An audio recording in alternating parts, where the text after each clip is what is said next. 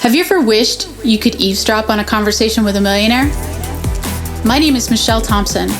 I'm a retired project controls engineer and business professor, and that's exactly what I'm going to do in this podcast. I get to ask the questions that everyone else wishes they could. I'm going to find out exactly how they were able to build their empires through automation and outsourcing. And I'm going to break it down in a way that helps you build your business to run on autopilot. Don't miss out on Automate to Dominate. Hey everybody, and today's guest is Ozeal Debastos, and he is the owner of Ozeal Consulting Group. He has a wildly successful No Permissions Needed podcast. His podcast actually has received a very coveted new and noteworthy designation from Apple, and it actually has one of the only 5-star ratings out there, has more than 1 million downloads. This guy is amazing, and I can't believe I get to interview him today. So Ozeal's specialty is actually helping businesses maximize their influence and attention through podcasting. You're absolutely going to want to tune in. You're not going to want to miss this. So Ozeal, before we get started, can you give us a quick background on how you made it where you are today? Yeah. Well, first and foremost, I want to thank you, Michelle, for inviting me to be on your awesome podcast. I'm super excited to be a part of your podcasting journey. And of course, watching you blossom with this podcast. I know you're going to do awesome. I love your energy. So yes, much love. So you're asking me about as far as my background, right? Yeah. How'd you pick podcasting, and how'd you get where you're at? Yeah, what got me to this point, 2020. All right. So I am a former breakdancer. Nice. Slash musician. Yes, I was that guy that was spinning on their heads and on their backs and really performing all over. So did you do a cover for MC Hammer? You know what? Yes. Did you really? I did a lot of Hammer moves. Nice. Yes, Hammer. Yeah, I did all that. Hammer, Kid and Play. Michael Jackson was a huge inspiration of mine. As long as you didn't do Ice Ice Baby, we're all right. No, Ice Baby. No, none of that. Hammer time. It was always Hammer time on Hammer time. So yeah, former breakdancer, musician. So I spent the bulk of my life making music, being a performer. And after my last band disbanded in 2013, I fell in love with this whole online media and marketing world. Started flirting with blogging and creating content, hosting events centered around creative entrepreneurship, and just became super passionate about just creating this lifestyle around creativity and business. And I launched my podcast. My first podcast was in 2015, early 2016. And that's actually whenever there was a surge of podcasting during that time. And then it kind of died out. And of course, now you're seeing this reemergence of podcasting, which has been amazing. And so from there, I cultivated a deeper love for the art of conversation and connection via podcasting. Yeah, it gets in your blood, doesn't it? It does. It's addicting. It is. Yeah. It's so much fun too. Like people who haven't figured this out yet, I'm telling you, it's the way to go. I have so much fun getting to chat with people all the time that I would have never gotten to chat with you otherwise. This is amazing.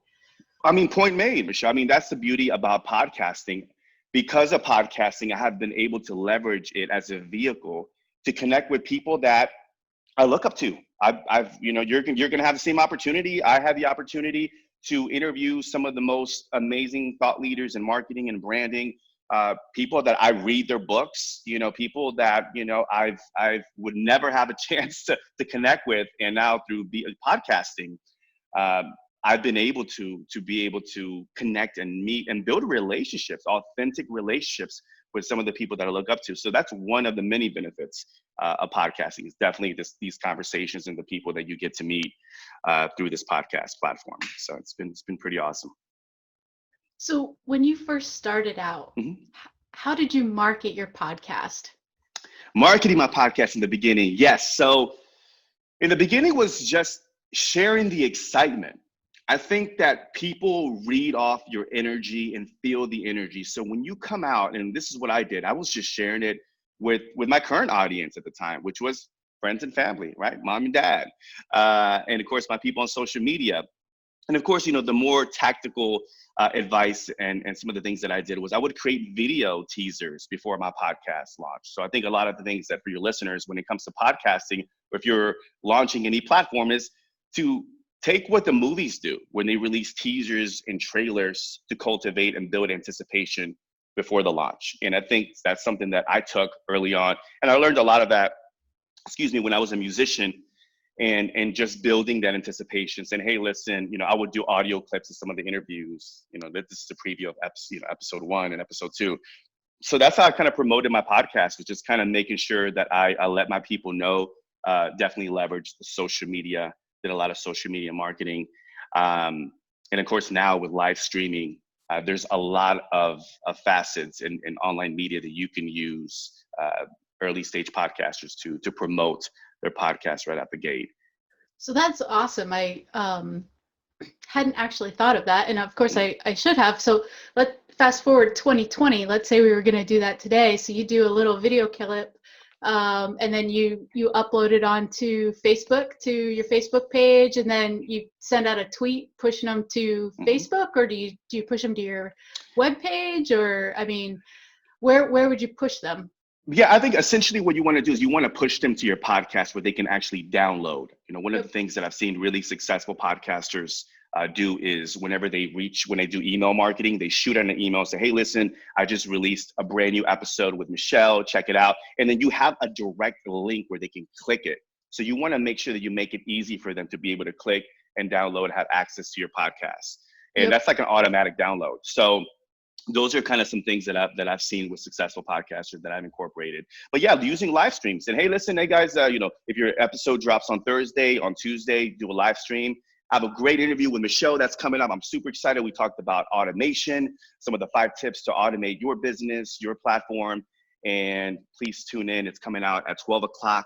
Look forward to sharing it with you, because I think you're going to get a ton of value from it. So, doing something like that to build anticipation, to prep the episode, I think it's a great way to early on engage your audience way before the episode drops. So I think using that, those tools online, it's a great way to grow your audience. Yeah, that's absolutely. And it makes complete sense to point them to the website, because like on my podcasting website, for instance, there's a, you can just enter your email right in there, and then it'll automatically send you the next episode. And it's just a way to build your list, as, rather than going, directly to Libsyn or iTunes or whatever. Right. They go to the website, then you can capture the email and you're able to then let them know, hey, this is the next episode. So great point. Hadn't really put those two together. Yeah, and kudos to you, because a lot of podcasters early on, when I do coaching, they don't understand the importance of building an email list. So the fact that you're implementing an email marketing strategy with your podcast is brilliant, because I tell people the email is the lifeline to your audience. So all these platforms could vanish tomorrow, but your email is your direct line to your people, your tribe, right? So the fact that you incorporate, and of course for our listeners out there, if you're starting a podcast, absolutely, hands down, you have to start an email list, and let people know, like, hey, listen, by signing up, you're gonna be the first one to get notified when this episode drops. And then of course you can add some bonuses exclusively for your email list to make it even more interesting and entice them to sign up. So the fact that you're doing that, and I encourage anybody who has a podcast to incorporate an email list strategy early on. I wish I would have done that earlier, actually. Yeah, absolutely. And for people who maybe don't know, this is like a completely foreign concept to them, I would check out, if you have a very limited budget, maybe MailChimp is a good way to get started for free. I personally use Drip. And the reason that I use Drip is you can start out for free and the cost grows as you grow. So it's really nice. Oh, really? And Okay. you can automate so many things to make it just, run on autopilot for you, so you don't have to worry about it. So if you're somebody who's just getting started and you don't want to get into the tech side of things, MailChimp's probably a really good free option. If you did want to do a little bit more automation, then I would check out Drip. That would be a good place to start. So so what steps did you actually take to get that, 5-star, top-rated, coveted Apple podcast? Right out the gate, Michelle, I landed a few big guests. So that really helped me spike my download numbers. So, the first 5 episodes were pretty well known uh, entrepreneurs in the online world. So that's a strategy that I used. And then also, I went heavy on social media marketing. Again, just building up the excitement, a lot of teasers. I made sure that I really did the heavy lifting in the beginning. So if you're launching a podcast, go heavy on the promo early on. So when the podcast comes out, it's just, you got them hooked, right? They want to stick around for episode 1, 2, and 3. So I think for the first 10 to 20 episodes, you really want to make sure that you promote them consistently. One of the biggest struggles that I see podcasters now these days is marketing the podcast, right? You release a podcast and you're like, oh, I'm done, and you tweet it out, but just maintaining the marketing aspect of promoting your content is a real struggle for content creators and in this case podcasters. So that's what I did. Just really went out the gates swinging with some big names. Another thing too, Michelle, that it's not talked about in our space that I made sure that I just crushed was just to deliver a high quality interview. Because, and this is a huge tip, because if a lot of podcasters come into this space, and I love the fact that you came prepared, Michelle. I think it says a lot about your integrity and you as a pro behind the microphone. But you can't wing your podcast, because you got to understand this is essentially broadcasting. So people went to school for this, and there's an essence and an art to being able to conduct an interview. So if anybody, our listeners out there, if you start a podcast, make sure that you understand the basics of how to conduct an interview. So early on, those top 5 guests that I had, they would tell me at the end, dude, like, this is like your first 5 this is only at 5 episodes, and you deliver this podcast, this interview like a pro. But what they don't know is that I trained and I really studied how to conduct an interview. So I didn't look like an amateur going into it, which a lot of podcasters, when they come out, they're like, they don't, and I get it. It's a brand new platform. You're getting used to being, in front of the microphone, behind the mic, you're trying to conduct an interview, you're nervous. I get it. Even now, when I get a little nervous every now and then, but you got to be able to be a pro behind the microphone. So that's a huge tip, and that's what I did. And what happened, Michelle, was they went out, because I conducted such a remarkable interview. They went out and said, hey, listen, this is an awesome interview for you to check out. They blasted it to their million, people online. And I got a huge wave of people because I nailed my interview. So that's a tip that people don't talk about. But yeah, if you master the art of the interview, you're going to see a massive growth within your podcast for sure. So where did you go to learn how to interview well? Great question. So I learned from the greats. I looked at TV. I looked at David Letterman. I looked at Johnny Carson. I looked at, one of my favorite interviewers is Howard Stern. I know he's controversial, but hey, listen, I've seen this guy just conduct some amazing interviews where people would just close up and not want to say nothing. And then he just uses humor. And the next thing you know, within like 30, 40 minutes, he disarms them. And then they're just crying on the mic or pouring their heart out. That is a master at interviewing. Oprah Winfrey, I believe she's a great interviewer. I like Ellen DeGeneres. I think she's a very comical, casual, conversational style of a broadcaster, of a host. So those are the people. So I make sure that if I see something that I like, I incorporate that. And they all have different styles, but there's certain elements they use, the transitions, the conversation. Like you, I could tell it's very conversational. My style is very conversational as well. Not so scripted. You want to be prepared, but you also want to allow for conversation to happen. So that's where I learned. I learned from that. And I think people, again, this is broadcasting essentially, right? Radio. So I think that if you go to the radio and look for your favorite radio host or your favorite TV host, look how they conduct the interview. Look at them objectively and try to see, kind of pinpoint how they ask the questions and see how they practice the art of the interview. and take those points and bring it into your podcast. And that's basically what I did. Okay. That's Yeah. amazing advice. So, Yeah. all right, I Thank have to you. go back because first of Yes. all, I'm curious, and secondly, everybody listening to this is going to kill me if I don't ask this question. Uh-oh. You want to see my breakdance moves? Is that what it is? You want That's to it. see That's the... what it is. How did you land those top 5? How did you do that? Yes. So some of it was relation. Okay, I'll tell you what. So there was 2 strategies. One of them is, and I tell people this all the time, if you want to land the big names, get your butt to the live events. Make an effort to go to the live events and connect with them in person. So when you A say lo- live events, what do you mean? So, okay, so conferences that they're speaking at, or yeah, so I would go there and just build relationships with them. So, I had the honor of meeting. I don't know if have you ever heard of Derek Sivers? He Yes. is okay, Yes. yeah, huge. Okay, so Yeah. he was episode number 2. He was Oh my episode 2. gosh. Yeah, yeah, former CEO of CDBaby.com. One of my favorite interviews. And CD Baby he was like crazy for remember the that? time. Oh my Yeah. Oh, I gosh. know. It was That was revolutionary. amazing. Yeah. As a musician, I actually, so check this out. I had the opportunity to tell him personally how much I appreciated him making the effort and creating a platform for independent musicians. Because I told him, I was like, I actually submitted plenty of CDs to CD Baby because of you.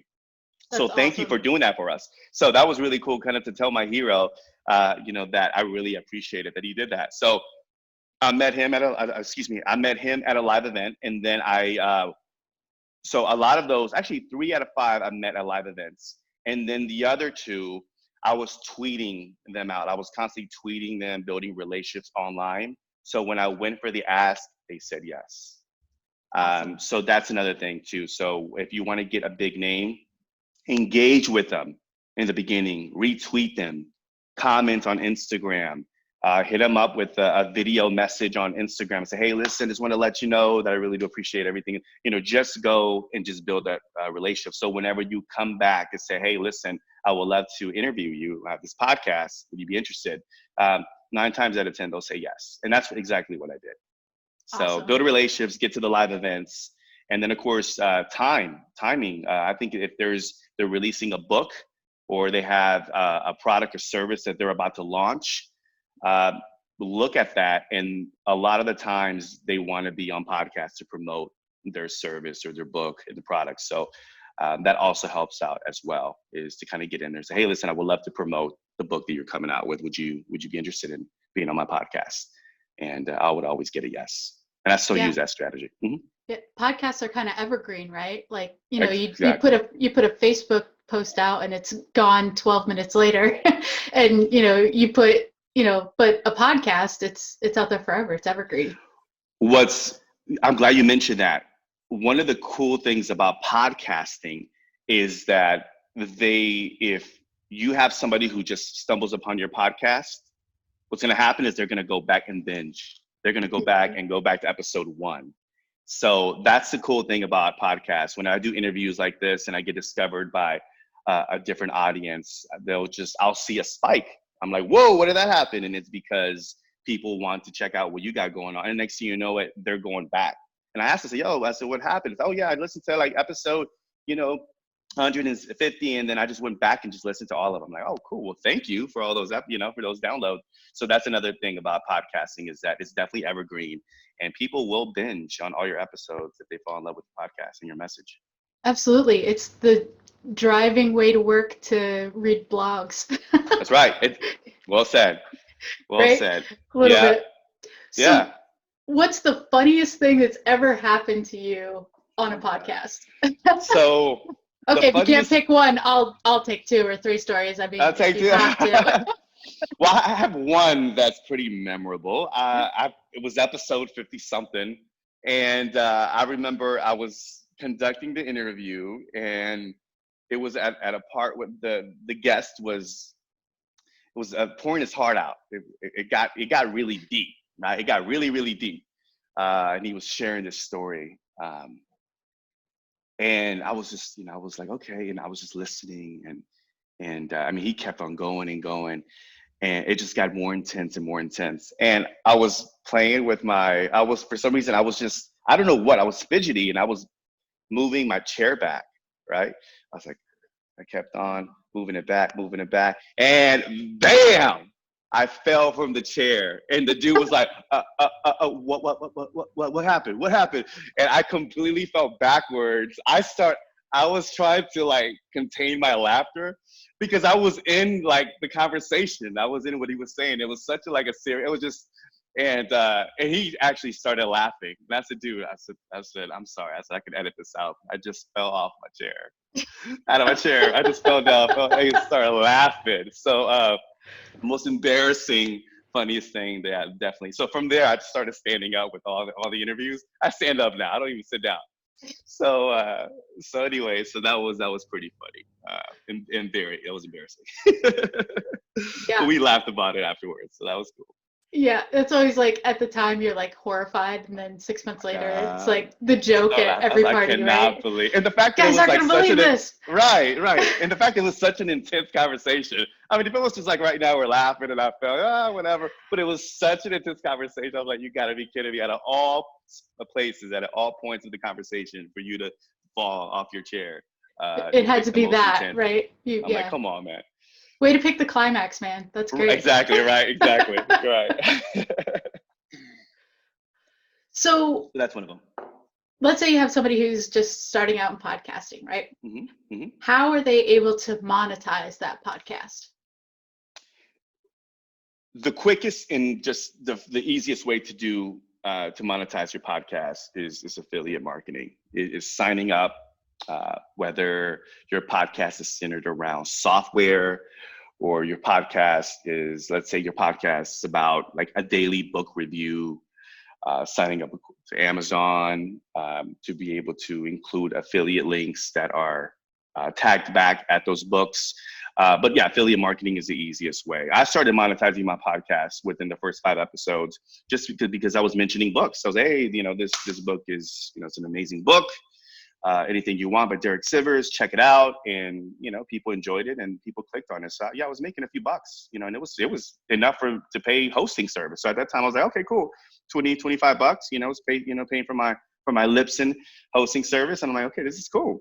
So that was a big win for me. But yeah, definitely affiliate marketing is the quickest way. So I recommend and suggest that when you launch a podcast, right out the gate, is definitely have affiliate marketing links set up.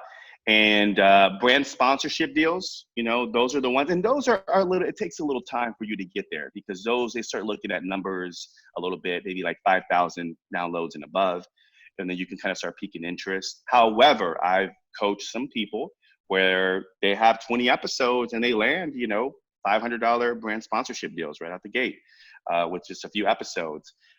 That happens when you're very targeted. When you have a very niche podcast, let's say if it's a fishing podcast and you say, hey, this is a fishing podcast, and I go to local businesses that are about, that are fishing companies and brands, yeah, they're going to say, absolutely. Hey, man, I got, 150 targeted listeners that want your stuff. They definitely, it piques an interest, and they're definitely willing to invest in podcasts, especially now more than ever. I think it was like $73 million of advertising was invested last year in 2018. So that's a lot of money. And Oh, that's wow. and it's going to continue to grow. So a lot of advertisers are now looking for niche oriented podcasts to market their service and their products. So it's a good thing for podcasters like ourselves. Yeah, absolutely. Yeah. So this podcast is kind of like all about systems and things like that. So do you have any systems that you use to help you automate some of the work with your podcast? I probably need your help on that. So some of the, we were talking about this before we press record, that one of the challenges is automating, and that's something that we're going to continue seeing being a bigger topic in the podcasting, in the content creation world, period. But some of the things that I've used, of course, I use like Buffer, Social Bee to automate my posts. That just basically just blasting on all platforms. Audiogram, which is more like a feature. Are you familiar with Audiogram? Michelle? No, actually, I No, haven't okay, heard that okay. one. So those are like just like audio clips that you can use. So that's more for kind of social media marketing. Okay. And then also the Libsyn. Like I use Libsyn for your hosting. A lot of the hosting companies now have scheduling features where you Right. can actually schedule. I'm not sure if you use that, Yeah, I'm but using Libsyn. It's Okay, really perfect. nice because then I can record it and like launch it 3 months later, and I never have to Right, think about it again. right. You submit it. You submit the time, right, Yep. and then you're just you set it and you let it go. So excuse me. So that's how you that's how I do it. But it's just very basic stuff that I do, but just a lot of it's just social media, like Buffer, Social Bee. I know there's things like Repurpose, and of course Libsyn, and then I use a lot of the features that are on Facebook to schedule certain things. But I'm trying to get better at automating. A lot of my podcasts are topical, so I know one of the things that with automation, it's you have to be careful because you want to make sure I can't have an interview and then they're promoting something and I automate it like 3 months in advance when they release it and talk about, you know what I mean? So Right. I have to be very, very careful about that. But yeah, it's something that I think I'm going to be using a lot more when it comes to promoting. I think it's going to be huge for marketing podcast episodes for all podcasters. Okay. So I think you already answered this, but I'm going to ask it again. So maybe you can come up with the second coolest person. Who's the coolest person you've gotten to interview Oh today? my God. Yes. Okay. So so the interview, so the official interview, I really enjoyed Derek Sivers because building up to that interview, and I've had the opportunity to interview some of the biggest social media names and people that were on Shark Tank and New York Best Time Seller. So it's been awesome to be able to interview some of the most brilliant minds in this community. But Derek Sivers was just a really cool cat that was just, down to earth, millionaire, and he just delivered a lot of great stories. After the podcast progressed, it got really tactical. But going back, and he was episode 2, I think he was episode 2. Going back to him, he was very just story oriented, and he just shared so many golden gems and so many amazing stories. So he definitely is the one that stands out. And then I did an unofficial interview with Tim Ferriss at South by Southwest, which I was so upset. We talked about the funniest and the most like what the hell moment was like I interviewed him. It was for 10 minutes. It was short. It was like, yo, I got to bounce. But he was like, we had a really good rapport. We're talking about wine and cocktails. Nice. And yeah. So, and then we started talking about, entrepreneurship and marketing, et cetera. And I was like, yo, I said, can I interview? And I had actually my Zoom recorder, my hand record. I said, can I record? He's like, yeah, man, for sure. He's like, I don't have a lot of time. I was like, no, it's cool, man. I said, I'm heading out as well. So I hit record and he was flowing. We had this amazing conversation. I was asking him questions and it was very conversational. And then I looked down. Oh, no. Yes, you already know. Yeah. Walk, walk, walk. You hit play instead of record. Pretty much. Yeah, pretty much. The SD card was completely full, and I hit it and didn't record at all. So I was very, very upset. I reached out to him online, but he's Tim Ferriss now. He's super, super busy. He got massive, and it wasn't able to get him on the podcast. But he's that was one that was just like a big. One that got away. A big whammy, yes. One that got away. So, but that was a cool interview. Because I was in person and I got to really pick his brain, and it was it was like two friends. I mean, we really hit it off. Yeah. So that was a really fun interview. And I think that's the unofficial one. The unofficial, the one that got away. The one that got away. But I think people tend to learn through stories so much better than tactical. I mean, automation. That's a relatively boring topic, right? But when people match it up with stories in real life, all of a sudden it becomes reality. Oh, hey, I get it. So yeah, that had to be, and that was actually one of Derek was one of Tim Ferriss's That's right. top podcasts too. So oh really? I didn't know that. Okay. Yeah. So he's actually he's Derek was such a cool podcast for him that Derek's in Tool of Titans, that the book that Tim Okay. Ferriss wrote. Yeah. Okay. I haven't So yet read that book, by the way. I'm gonna mail you a copy, man. So Okay. Yeah. Yeah.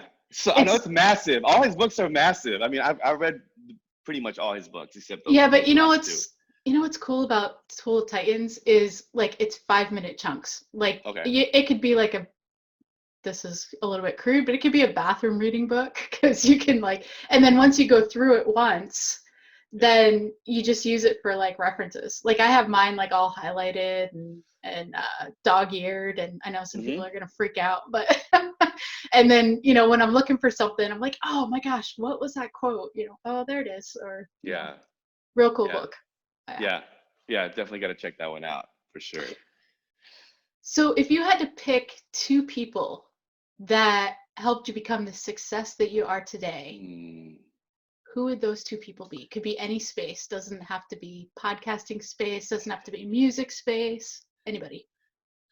Wow. Two people, man, Michelle, that's a hard question because throughout my years up to this point, I've had a lot of mentors and coaches. One of them was his name was Michael O'Neill. He has a podcast called the Solopreneur Hour, and he was about 4 years ago. He was my coach, and he was actually the one who really had me hone in on my podcasting gift. Like I really wanted to hone in on the interviewing, and he was one that really pressed me.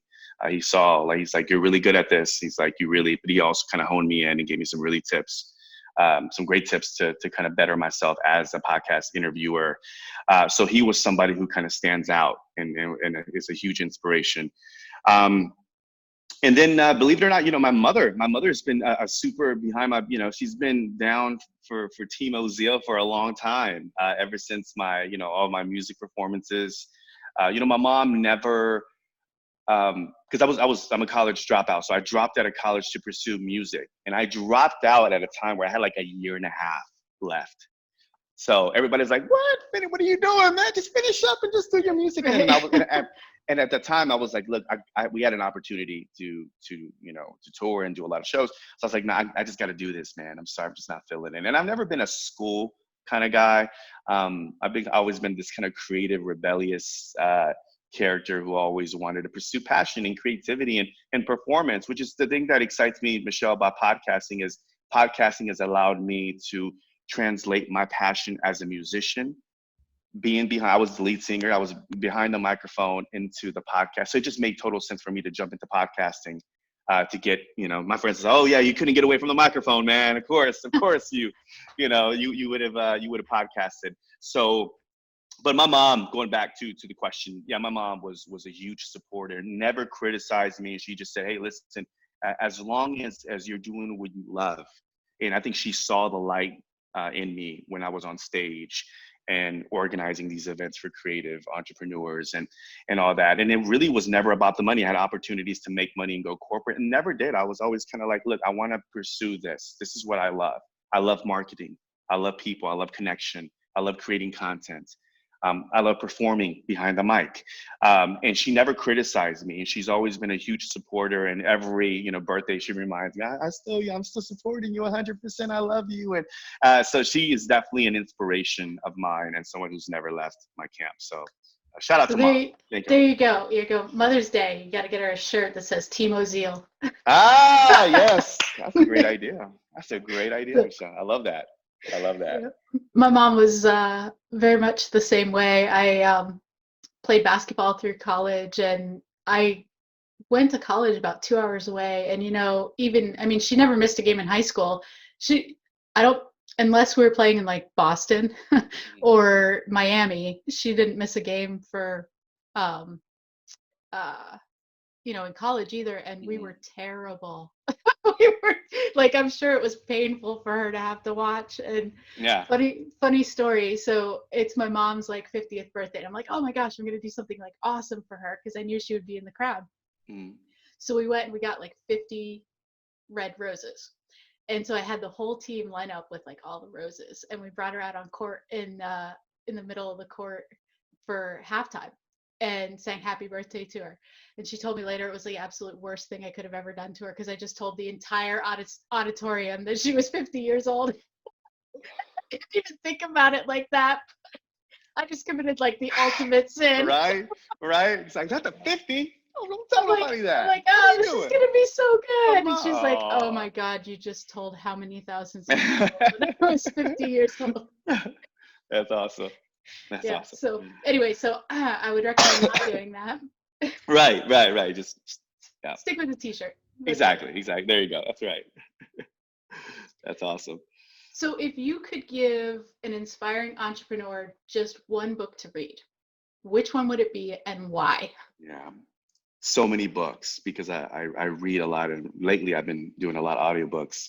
But if there's one, man, Michelle, that's a hard one. But the one that was, and you'll appreciate this, speaking of the devil, one of the one that really changed the game for me. The book was, there was two books, The Alchemist, just because it was aligned with what I was going through as a musician, kind of like this, like, let's pursue your bliss, right? Follow your bliss. But the one that really stood out, that changed my whole perspective on life, was the 4-Hour Work Week. Okay. Yep. Me too. By Tim Ferriss. Yeah. Same here. I mean, that's how I got the bug. really for you. So yeah. So me too. So I think, so for anybody who is interested in seeing this alternative way of living, because I had read books like classics like Rich Dad Poor Dad, and early on I caught the entrepreneurial bug, and I was really intrigued by this whole world. Even before I quit college, and I think that was the catalyst, because when I pursued my music, I was like, you know what, there's that world. I want to be a part of that. And when I read 4-Hour Work Week, I'm like, that's what I want to do. Like, I can't. It's funny that you said Rich Dad Poor Dad, because Rich Dad Poor Dad was kind of the book that showed me, oh, hey, this is kind of like could be possible, right? And there's a different world out there, right? So you kind of get the mind blow moment, right? But then you read the 4-Hour Work Week and you're like, oh my God, this is how you do it.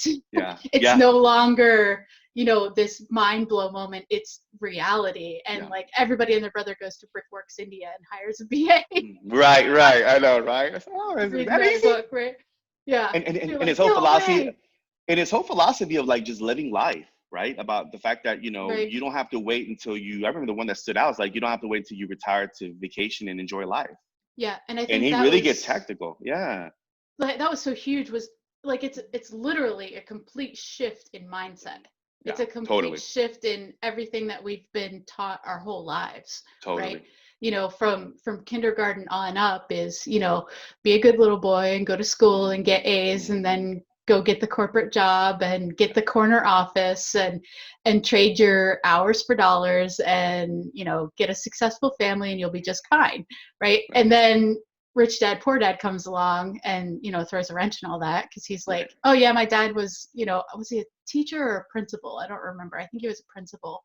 And, and he's like, yeah, I wanted to name the book Why You Should Never Go to College. And his like, his auditor or his editor wouldn't let him name it that. No. But then you get, the reality of Rich Dad Poor Dad, right? Because you got Tim Ferriss, who read the book and then figured out, hey, look, we can take this little tiny pill and market it online and sell it, and I only have to work 4 hours a week and I'm able to travel the world and do whatever I want.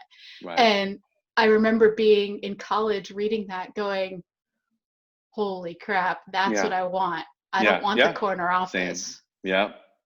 Same.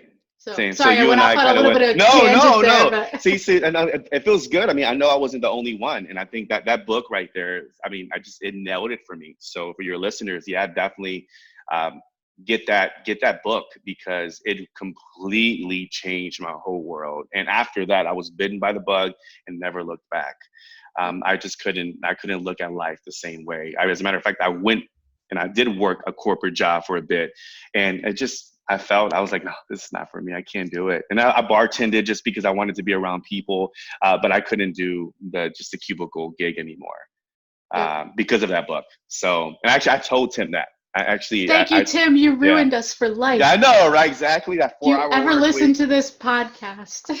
I mean, he's definitely, he's the man. He is the Yeah. man. So that's definitely a book that I highly recommend anybody. That one, and of course, Rich Dad Poor Dad, Cash Flow Quadrant. Cash I Flow think it was, Quadrant.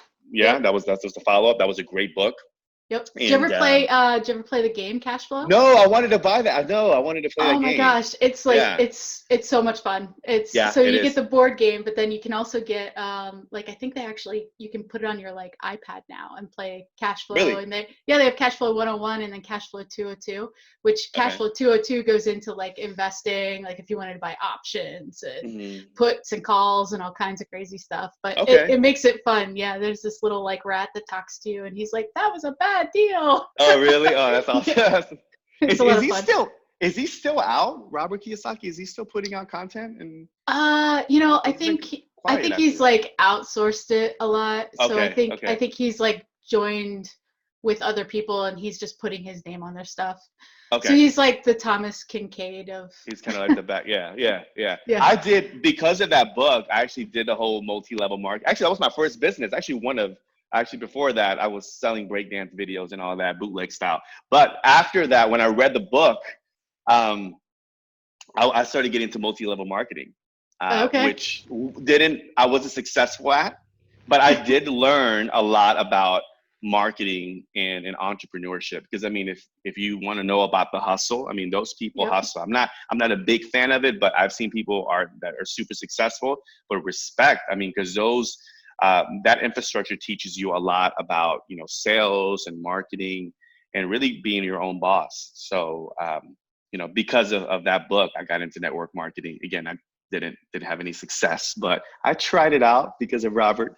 You mentioned in his book. Like all the rest of us. I think I was in like 2 or 3 Oh, MLMs, you were? all Yeah. crash and burns. Oh Yeah. yeah. Yeah, it's tough. But I will say they were not failures because the things that I learned Yeah. from them has turned me into who I am today. Yeah. There you And go. I'd have never learned how to build, a web page. I would have never figured out Mhm. how That's to, right. I would have never figured out marketing. I would have never Uh-huh. figured out all these other things that, as a business owner, Yeah. you take for granted, right? Yeah. It's Yeah. part The of the stepping education. stones. Right. Exactly. No, the educational component is definitely by far one of the reasons why anybody should even consider joining it, because they definitely support you, and you learn from some of the best salespeople. So, yeah. So you and I have the same kind of common story. That our background is very similar.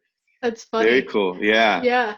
I just, can't do MC Hammer moves. I'd like, throw out a hip. It'd be I bad. got you. I got you. I got you. I Okay. got you. All right. I got you. I got you. See this? It's like incredibly pale. And Is that's for, yeah, that that means no rhythm right there. no, really? You're awesome. Yeah. You have to put me on a basketball court instead. There you go. There you go. That's right. Exactly. Okay. Got you. So, all right. So if you could put anything on a billboard, what Yes. would it be? That's a great question. So, ironically, it's the name of my podcast, but I'll throw it in there just because it's a declaration. It would be: no permission needed, create what you desire, and live it. That's it. That's it. Because that's kind of my mission is to really help people, inspire people to give themselves permission to do what they love and live their truth. And I think now with the internet and now with the technology that we have, to build these authentic relationships, to be able to create businesses from all kinds, right? Whether it's drop shipping or an online platform or coaching, there's so many things that we can do now that there's really no excuse to do the thing that you love. The education's out there. The YouTube, I call it YouTube University. So if you want to be a musician, you can literally learn how to play a freaking drum or an instrument on YouTube. So no permission needed. It's just a matter of just saying yes to yourself and saying, look, I'm going to pursue this and do the damn thing. So that's my billboard right there. You're absolutely right. I saw a commercial last week, I think, and it just blew my mind. So this guy, he was a high school dropout, decided he wanted to become a nuclear engineer, didn't have money to go to college. You know what he did? He YouTubed the crap. Really? No joke. Wow. He YouTubed it and learned everything he possibly could about nuclear engineering. Wow. And then just went to college and just blew through all the tests. And I think he did it in like 6 months, a year. He just passed them all. And now he's like Same. working for this like huge company, and he YouTubed it. Yep. So screw college, man. that's YouTube right. University, That's right. baby. Put that on. Where'd you graduate from? YouTube University. What? That's it. Yeah, that's right. That's right. Test It's me. accredited. Test me. It is. It's Right, accredited. exactly. It should be a thing. Come on, YouTube. It should be a thing. It should be a thing. I'm telling you. See, there's your next $1 million idea. There you go. That's right. YouTube accreditation. There you go. There you go. That's right. That's right. Noted. Yeah. So I know that now you've kind of moved into coaching people on, how to do podcasts and things. And if somebody wanted to work with you, how would they do that? So you can go and reach out to me at ozealmedia.com, and more specifically, you can email me directly at ozealmedia.com, or find me on Facebook. Think Ozeal, THINK Ozeal, is where you can find me on Facebook and on Instagram and on Twitter. And yeah, just simply DM me and let me know if you're interested in starting a podcast. I started the Ozeal Consulting Group about a year ago, and working with a lot of solopreneurs, a lot of coaches, a lot of consultants, people that are looking to leverage the power of podcasting to not only expand and their message globally, but also to build clientele, to use it as a marketing instrument to market their services and their products. So it's been just amazing seeing that. Now I'm actually working with some educational groups here in Houston, Texas, where I reside. And now I'm seeing a lot of my clientele are corporate people, corporate companies that you wouldn't think would be interested in starting a podcast are now plugging in, no pun intended, to the world of you see what I did there? See what I did there? Yeah. See what I did there? They're plugging in because they see the benefit of podcasts, and now more than ever, you know this, Michelle. I mean, you have to have a media mindset to be able to share your message and to really compete in a market it's all about creating content, valuable content, and giving value to an audience. And as a result, you can get clientele. You can build brand awareness, brand authority if you want to be a speaker. And I'm working with actually a speaker now who says, I just want to use my podcast as a way to get better at speaking. What people don't realize is that when you start a podcast, you're learning how to be a better communicator. Like we're learning a skill set here. It's just not like all the results of building brand and all that is amazing and these relationships, but internally, selfishly, if we're learning how to be better speakers, which is the reason why now speakers are saying, well, let me train my voice. That's what you're doing. Let me train my voice to be to articulate my message more so I can hone in to where when I hit the stage, I'm a rock star. So now I'm working with speakers that are leveraging and using podcasts as an educational platform to develop their skill set as a communicator, as a leader. So that's been just amazing to see people come up to me and ask me for podcast coaching and consulting. So that's where I'm at, Michelle, just kind of working with here locally. And I'm going to try to tap into the Latin market as well and see there's different markets all over that are looking to leverage podcasting. So it's only going to continue to grow. And I'm just excited because, voice matters. And I think that now more than ever, businesses and brands need to develop a voice marketing strategy. The fact that you're doing it, and the fact that you can talk about automation and things that can help business owners and entrepreneurs is just amazing platform. And you're definitely going to see a lot of results along with everybody else who I've been helping with podcasting. So that's where I'm at. Awesome. And I think one of the things that excites me the most about podcasting is it's not crazy regulated yet, right? It's still kind of this, even though it's been around for quite a while, it hasn't been, like with, you have Google algorithms and you have, if you're trying to market on Facebook, you have to follow their rules, and there don't seem to be a whole lot of stringent business rules around podcasting. Like you get to be creative and do what you want, and you don't have somebody looking over your shoulder going, you can't call it that, right. Kind of a deal. And so I think businesses are going to figure that out. They're going to figure out that it's this huge, wide open field that they're able to get their message out there without a whole lot of pushback just yet. So absolutely. And so for you, that's like amazing to be able to be in the space where you're able to take those people who don't know how to do it and turn them into just absolute rock star success stories, modeling after what you've done. Yeah, thank you. You're seeing a lot of people, to kind of piggyback on what you just said, you're seeing a lot of radio broadcasters and celebrities, even ESPN, big companies like ESPN, big brands are going into the podcasting. They're doing subset, like they're doing sub shows in addition to TV, because podcasting gives them that exclusive platform where they can share something they can't talk about because of the regulation on TV. So they're going to podcasts to be like, look, I just kind of want to like loosen up my tie and just talk some, spit. So that's how they're going. I want to be Harold Stern on ESPN, and this is how I do it. Yeah, there you go. Oh, I'm sorry, Howard Stern. Why did I say Howard Stern? Yeah. Yeah, exactly. No, exactly. So that's what it is. Howard Stern now, he was the one that was really kind of, he was a trendsetter because he was talking all that mess on, regular just commercial radio. So he was like, forget this, I'm going to satellite. And he's happy there. I mean, he's not going to jump into the podcast. He doesn't need podcasting. But for others, they go to podcasting, to talk about exclusive content and things where they can be themselves and be creative, as you said, to speak freely. And which is the reason why, I was looking at a list of corporate companies who are starting podcasts, who have podcasts. I mean, McDonald's has a podcast. Really?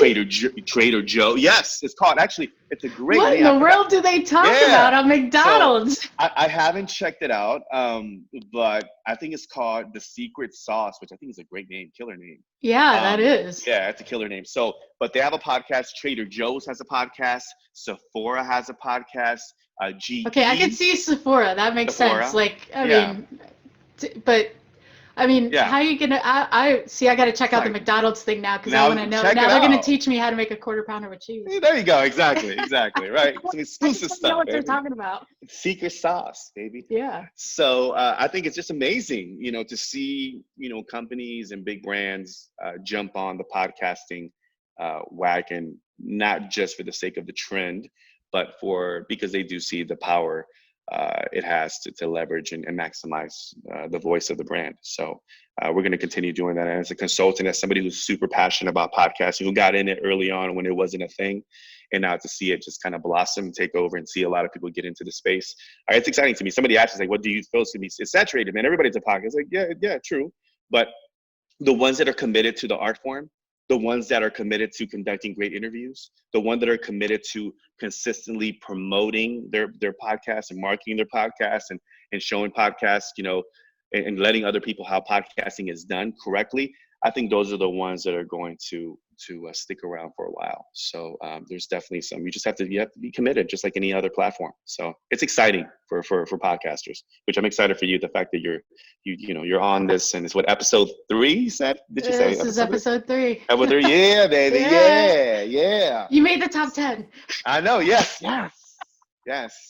I want to be that cool dude when somebody asks you, like, who's one of the cool interviews? You're like, I met a breakdancer, musician. That's right. I met a guy who fell off his chair at the climax. Yeah, exactly. I want to be that one. I want to be mentioned. But no, all jokes aside, I think this is awesome that you're doing this. So. Oh, thank you. Hey, Ozeal, I know we went a little bit over time, so I just want to thank you so much for taking the time. And I know time is probably our most valuable asset. And so you have dropped some crazy, incredible knowledge bombs on us. And so hopefully everybody that listens to this is able to take those golden nuggets and implement it into their life, and hopefully get a hold of you and be able to move and grow. Thank you very much, Michelle. I really do appreciate it. Oh, yeah. Thank you. So everybody, just one more time, don't forget you can catch up with Ozeal on his website at ozealmedia.com. That's OZEALmedia.com. And we will see you guys next time. Thank you for tuning in to the Automate to Dominate podcast at www.awesomeoutsourcing.com/podcast. My name is Michelle Thompson.